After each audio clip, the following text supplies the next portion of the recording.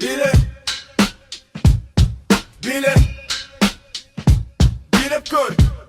Irgakты siz bilip kör. Йоу, барлықтарыңа сәлем, көңіл күйлеріңіз қалай? Мен Бейсенбай Бағат Мәдиұлы, мен осы ерекше білім беру жобасының негізін қалаушымын. Бүгін мен сіздерге жаңа білім беру жобасы YouTube арнамды таныстырғым келеді. Бұл жай ғана би арнасы емес, бұл инклюзивті би жобасы, бұл барлығына арналған би, бұл билеп көр жобасы.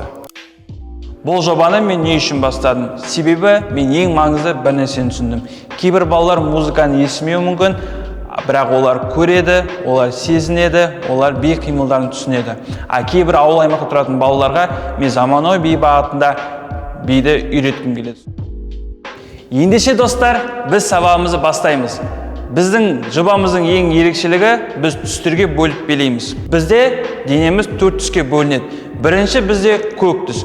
Көк түс бізде аяққа жауап береді.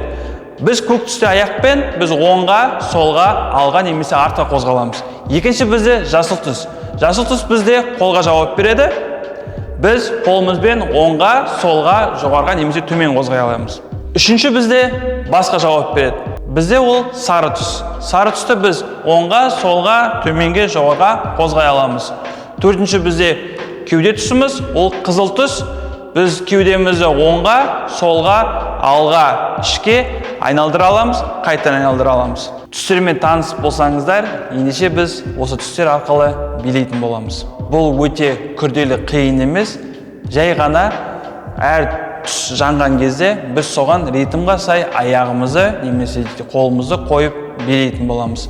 Сіздерге енді түсінікті болса, біздің каналымызға жазылыңыздар, лайк басыңыздар, комментарий, подписка жасап қойыңыздар. Келесі сабақта кездескенше. Irgakты siz bilip kör.